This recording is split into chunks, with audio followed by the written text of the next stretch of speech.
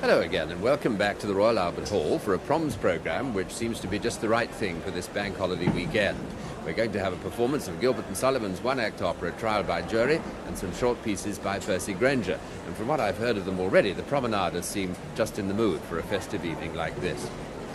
Now, both W.S. Gilbert and Arthur Sullivan have collaborated with other people in producing light-hearted works for the musical theatre, and indeed they'd worked together in a not very successful piece called Thespis. But it was Trial by Jury, the one-act piece, which was first produced at the Royalty Theatre in Soho in 1875, which marked the true beginning of their astounding partnership. Some years earlier, Gilbert, who'd been trained for the law, wrote a legal skit for a magazine called Fun, which he later turned into a libretto and took to the theatrical producer Richard D'Oyly Carte. Carte sent Gilbert to read the libretto to Sullivan, and Sullivan later remembered this occasion. He read it, he wrote, with a gradual crescendo of indignation, in the manner of a man considerably disappointed with what he'd written. Then he closed up the manuscript violently, apparently unconscious of the fact that he'd already achieved his object. As far as I was concerned, I was screaming with laughter the whole time. And Sullivan wrote the music in a period of just 3 weeks. It's the only Gilbert and Sullivan opera without any spoken dialogue, and I'm quite confident that we're really going to catch the mood of this exuberant piece in this partly staged performance produced by Chris D'Souza.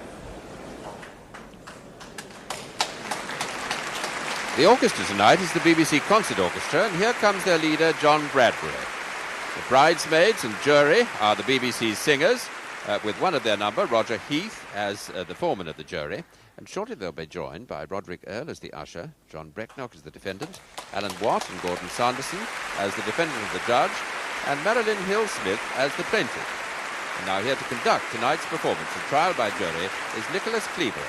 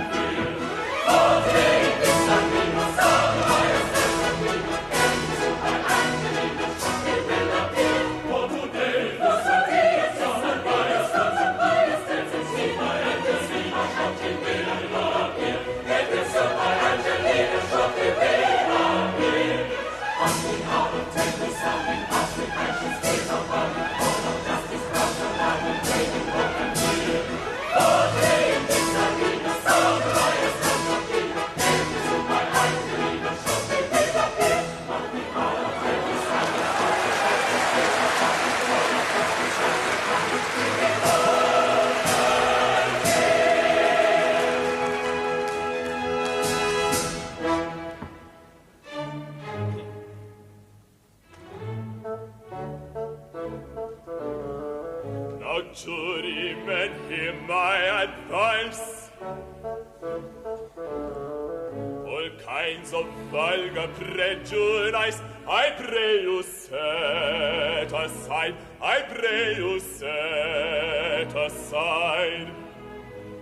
With stern judicial frame of mind, from bias free of every kind, this trial must be tried. From bias silence and good, this trial silence. Oh, listen to the plaintiff's case, observe the features of her face, the broken-hearted bride. Condole with her distress of mind. From bias free of every kind, this trial must be tried. From bias silence and good, this trial silence. Amid the plaintiff shrieks, the ruffianly defendant speaks upon the other side. What he may say you needn't mind. From bias free of every crime. This trial must be time. Silence in good. This trial silence in good.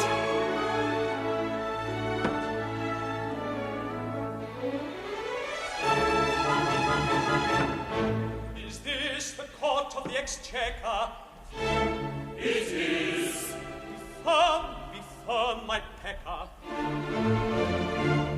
Or evil stars in the ascendant. Who are you? I'm the defendant.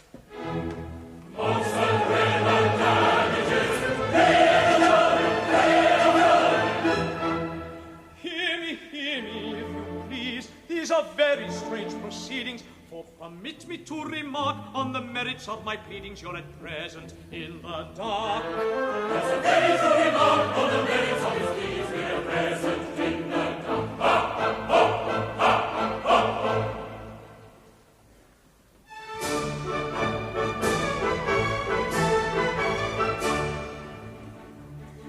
When first my old love I knew, my bosom welled with joy. My riches at her feet I threw. I was a lovesick boy. No term seemed too extravagant upon her to employ.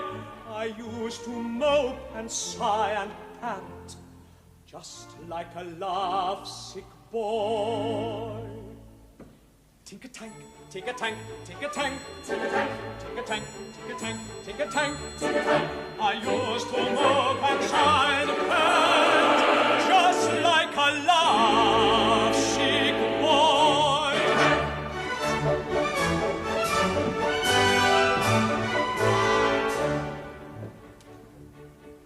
But joy incessant pulls the sense, and love unchained will cloy. And she became a bore intense unto her lovesick boy. With fitful glimmer burnt my flame, and I grew cold and coy. At last one morning I became another's lovesick boy.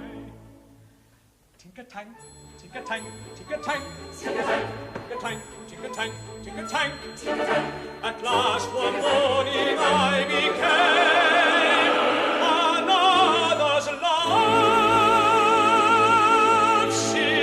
boy.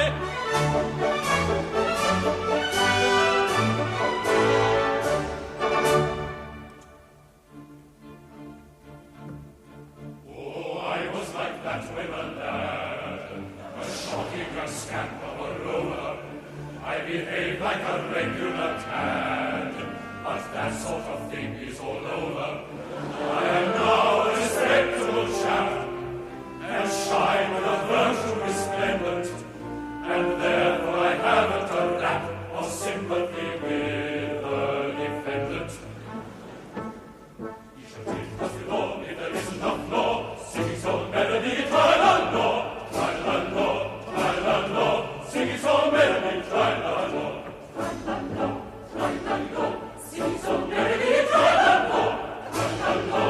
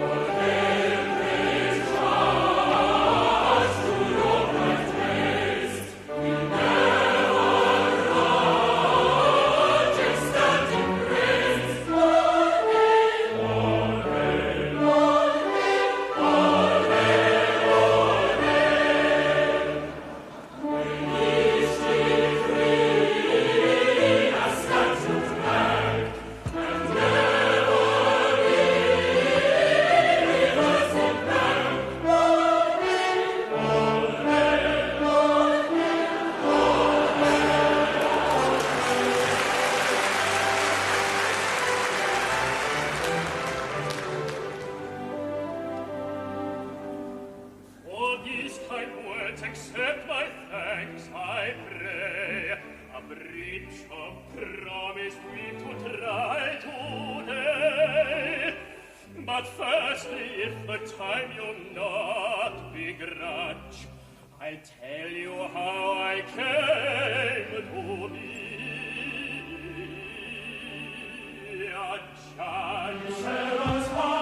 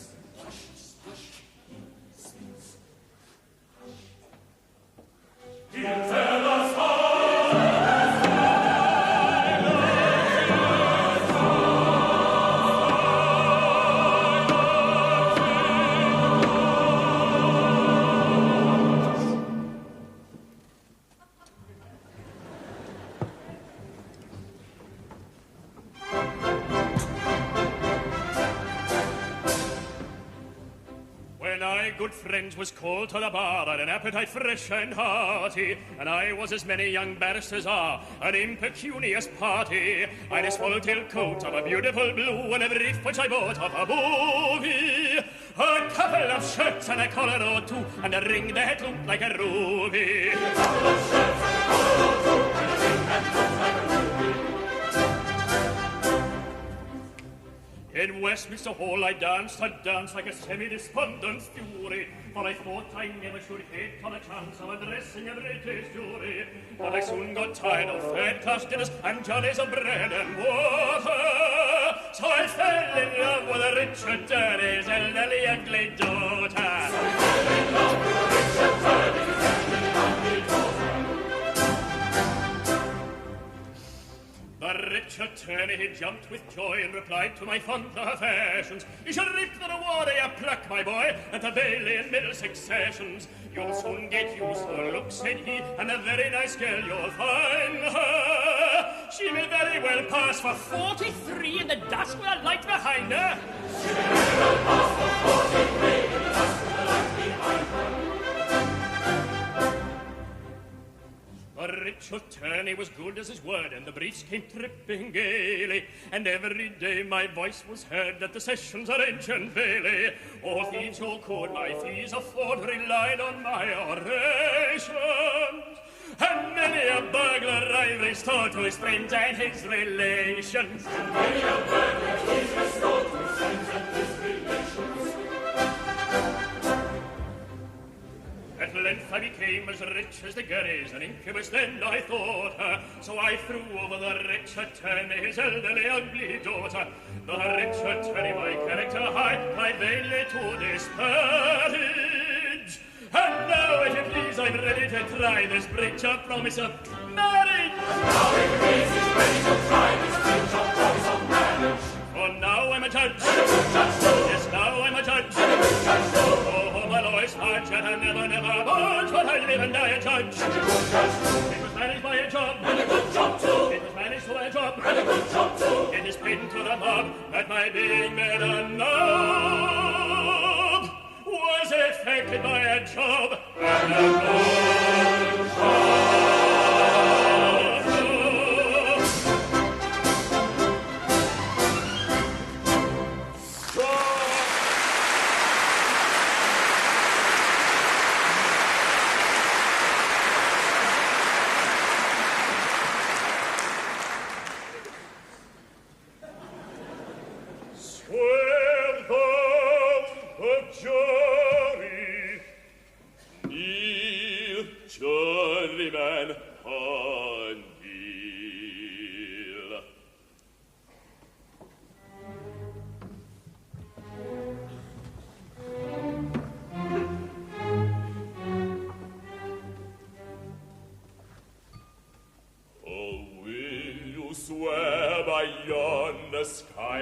Whatever question may arise, twixt rich and poor, twixt low and high, that you will well and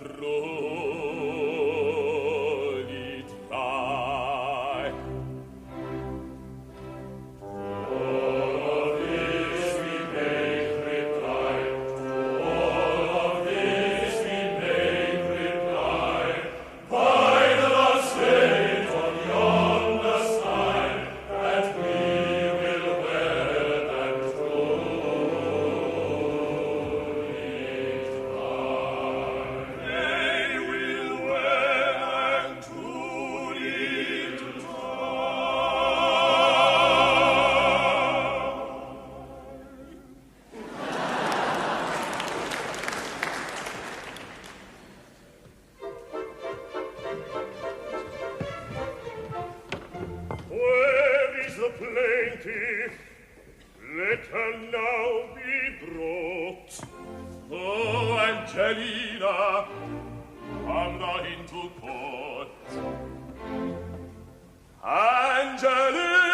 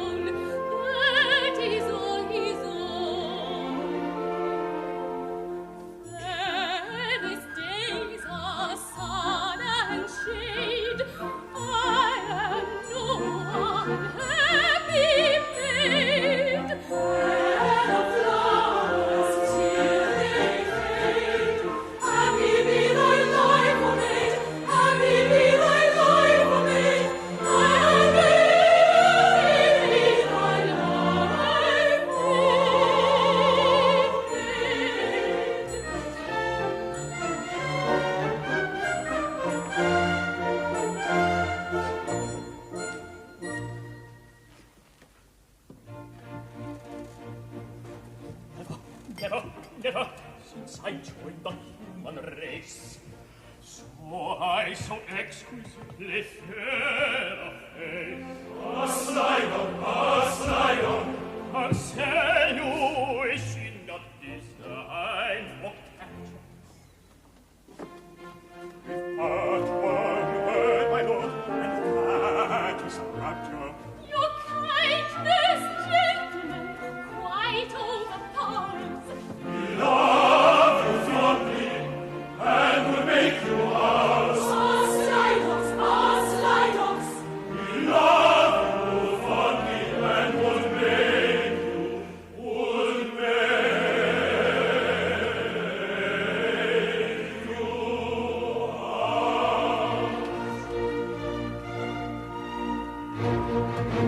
What's up, well of good, says the judge, and hear the story.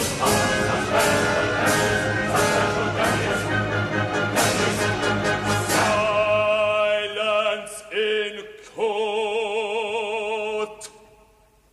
May it please you, my lad, gentlemen of the jury,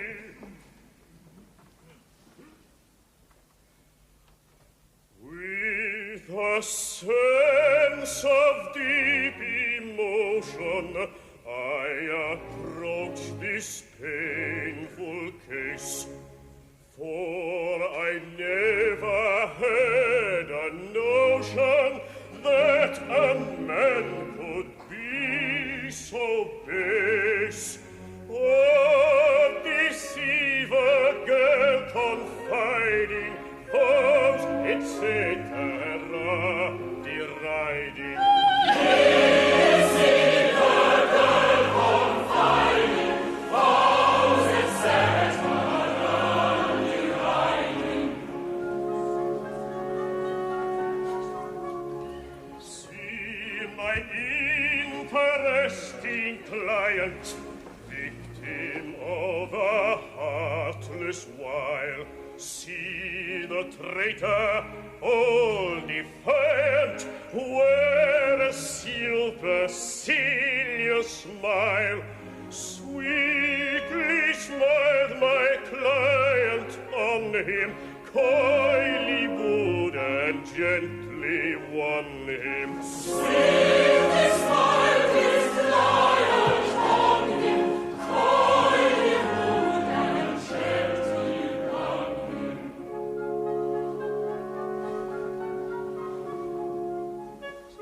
Swiftly fled each honeyed hour, spent with this unmanly male.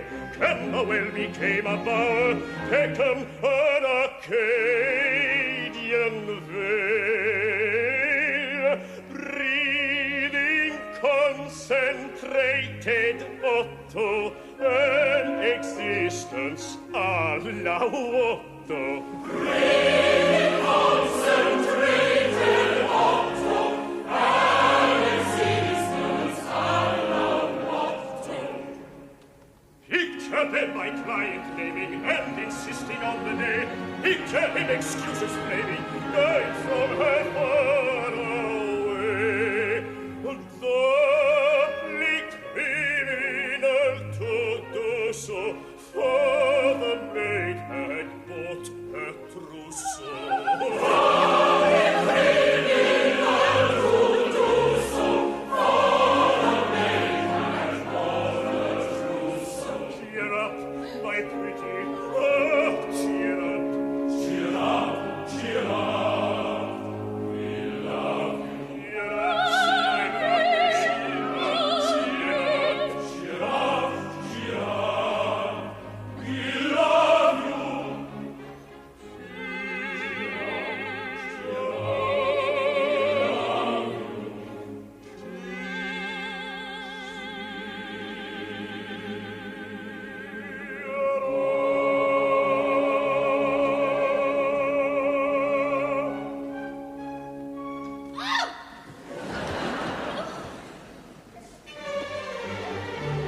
That she is reeling is plain to see. The fate of feeling recline on me. I shall recover it left alone.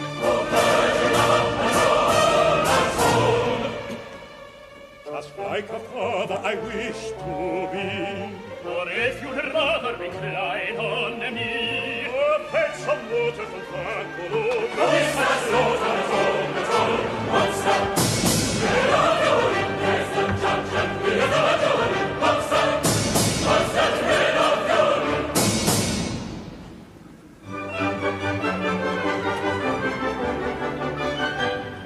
Oh, gentlemen, listen, I pray, though I own that my heart has been ranging. Of nature the laws I obey, for nature is constantly changing. The moon in her phases is found, the wind and the time and the weather.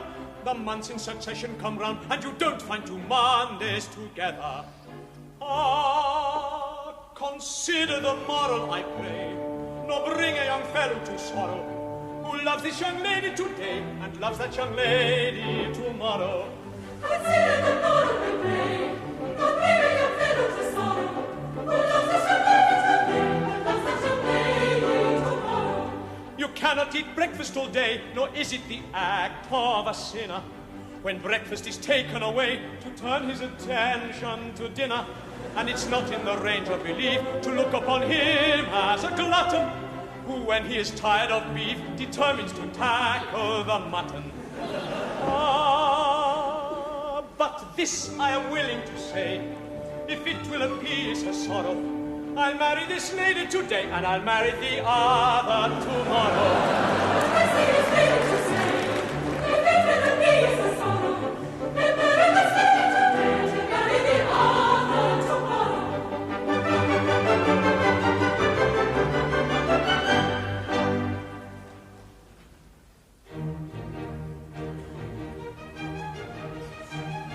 That seems a reasonable proposition to which I think your client may agree.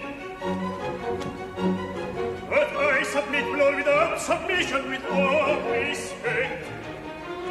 It's burglary. In the reign of James II, it was generally reckoned as a rather serious crime to marry two wives at a time. Oh man of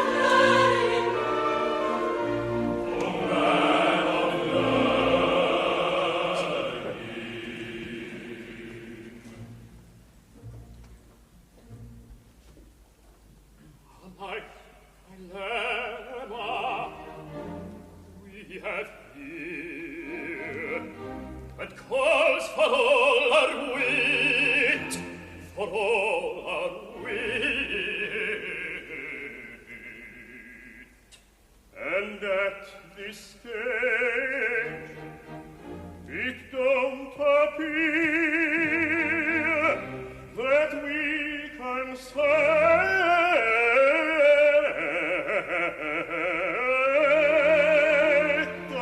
it.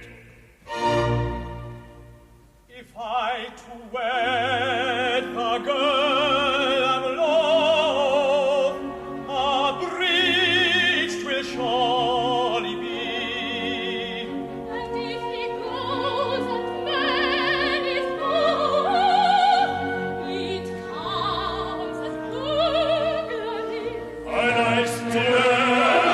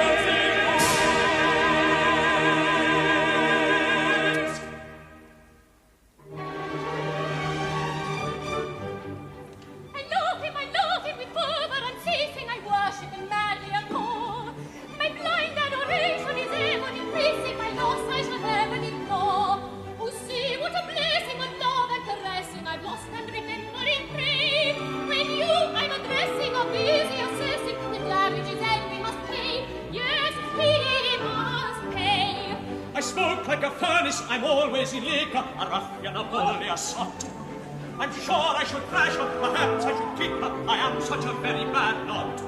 I'm not prepossessing, as you may be guessing, she couldn't endure me a day. Recall my professing, when you are assessing the damages Edwin must pay. Yes, he must pay. I'm sure I should thrash her, perhaps I should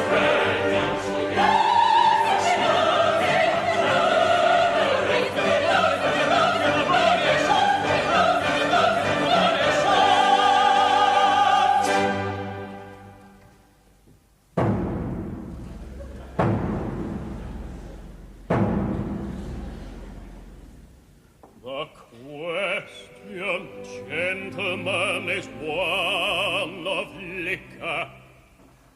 You ask for guidance. Here is my reply. He says, when tipsy, he would thrash her and kick her. Let's make him tipsy, gentlemen, and try. With all respect, I do object. I do object. I don't object. With all respect, I do object. I do object. I don't object. With all respect, I do object. I do object. I do object. All the legal suit is due to no proposal seems to please you. I can't sit up here all day. I must shortly get away. Barristers and you attorneys, get you on your homeward journeys. Gentle, simple-minded usher, get you if you like to Russia. Put the briefs upon the shelf. I shall marry her myself.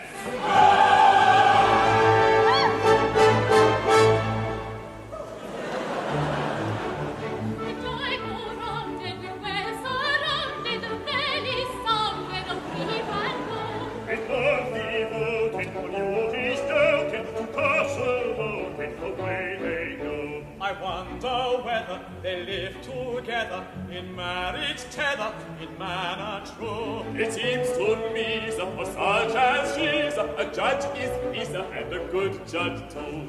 Oh, joy and love, with bells surrounded, the merry sound will grieve and woe. It seems to me that for such as she's a judge is peace and a good judge too.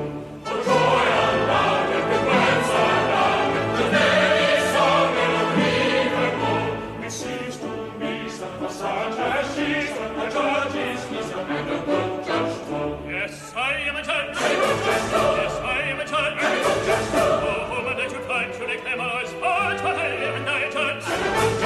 No defendant is a stop. No defendant is a stop. No defendant is a stop. When they want it, no, so they settle with a job and a good job.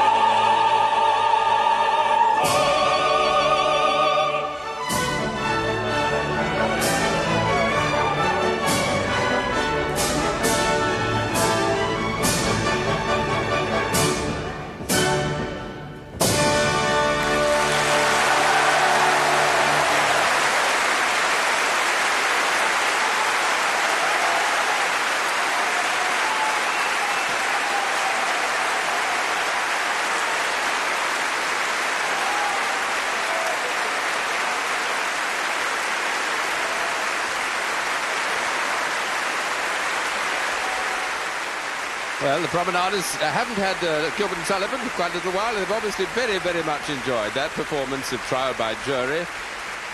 There are the principals leaving the stage now. Marilyn Hill-Smith, Alan Watt and Gordon Sanderson, and John Brecknock as the defendant, and Roderick Earle as the usher, bringing up the rear of the procession there. EBC Concert Orchestra, leader John Bradbury, conducted by Nicholas Cleabury.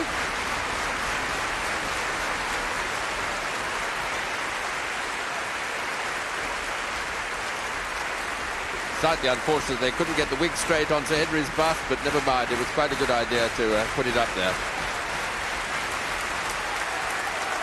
Marilyn Hill-Smith, John Brecknock, Gordon Sanderson and Alan Watt. Incidentally, they're brothers in real life, which is an interesting thought. Both of them very fine baritones. And Roderick Earle as the usher on the end of the line. And the BBC singers doing a very fine work there as the bridesmaids and members of the public. The jury on the other side and the orchestra, the BBC Concert Orchestra.